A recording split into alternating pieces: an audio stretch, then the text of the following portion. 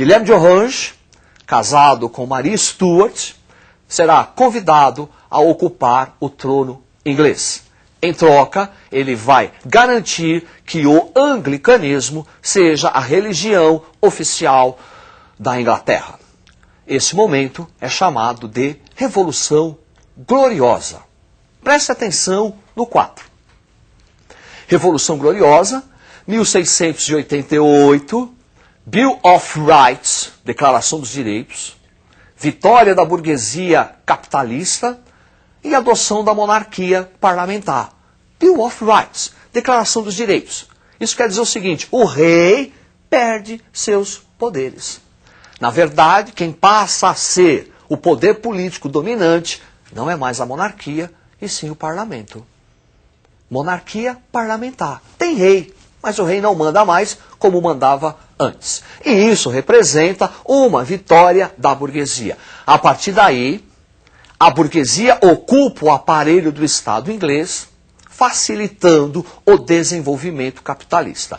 Não é à toa que a Revolução Industrial começou na Inglaterra. Agora nós vamos analisar uma outra revolução burguesa. Preste atenção na gravura. A queda da Bastilha. Momento importante da história, não só francesa, como da história universal. Vamos analisar o que foi a Revolução Francesa, que é um marco na queda do antigo regime. Analisando primeiro as causas que levaram a esse processo político. Preste atenção no quadro. Revolução Francesa, crise econômica e sociedade estamental. Crise econômica, resultado do colapso do feudalismo. A França, em pleno século XVIII, ainda tinha uma estrutura feudal, uma enorme dependência da agricultura. A partir de 1772, clima na Europa começa a sofrer transformações. Queda bruscas de temperatura, geadas, atrapalhando a colheita, gerando períodos de fome e miséria.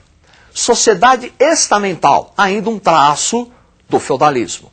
A sociedade francesa em pleno século XVIII ainda tinha primeiro estado, segundo estado, terceiro estado e os privilégios que cada estamento tinha disso. Voltando ao quadro. A miséria e o iluminismo também são causas da Revolução Francesa. Essa miséria por conta da péssima produção agrícola, dos altos impostos e de uma crise econômica que a França entra a partir do século XVIII, motivada por duas guerras. A participação da França na chamada Guerra dos 7 Anos contra a Inglaterra por áreas coloniais na América do Norte e a participação da França na Guerra de Independência dos Estados Unidos.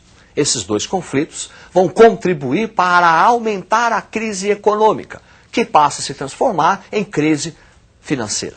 E quem sustentava o Estado, quem tinha que arcar com as despesas, era somente o terceiro Estado. Portanto, a Revolução Francesa é um levante do terceiro Estado, que era formado pela burguesia, não somente, mas pelo campesinato, pelos trabalhadores urbanos, artesãos, contra esse excessivo tributo, essa tributação excessiva que o Estado francês começa a impor por conta da crise econômica e crise financeira. E o iluminismo. Rousseau, Voltaire, Diderot, Montesquieu e as ideias de liberdade, igualdade e fraternidade. Vamos analisar agora os principais tópicos da Revolução Francesa. Preste atenção no quadro.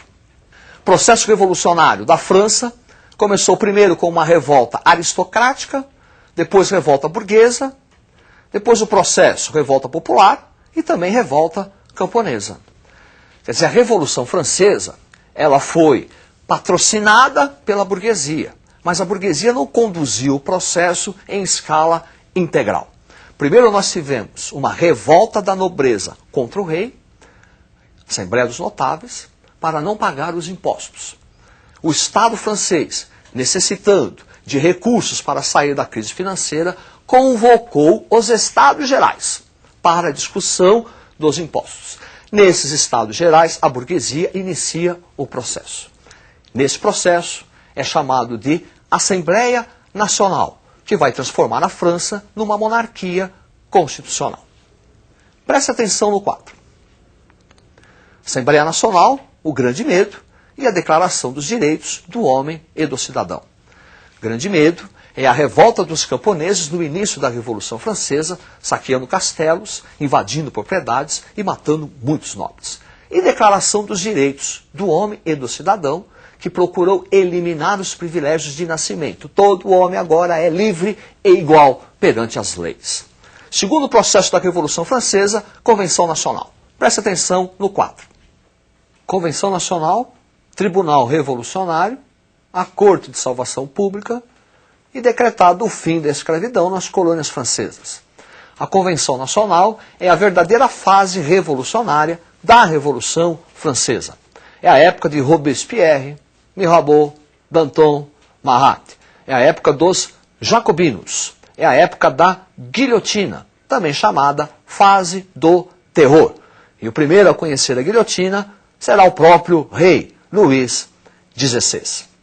Após a fase da Convenção Nacional, nós vamos ter a chamada fase do diretório, que é quando a burguesia retoma o poder político.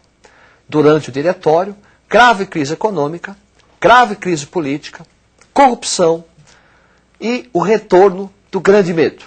Temendo uma revolta popular, a burguesia convida Napoleão Bonaparte a ocupar o poder. É o famoso 18 de Brumário. Estudem, alunos. Até a próxima. Uma boa sorte.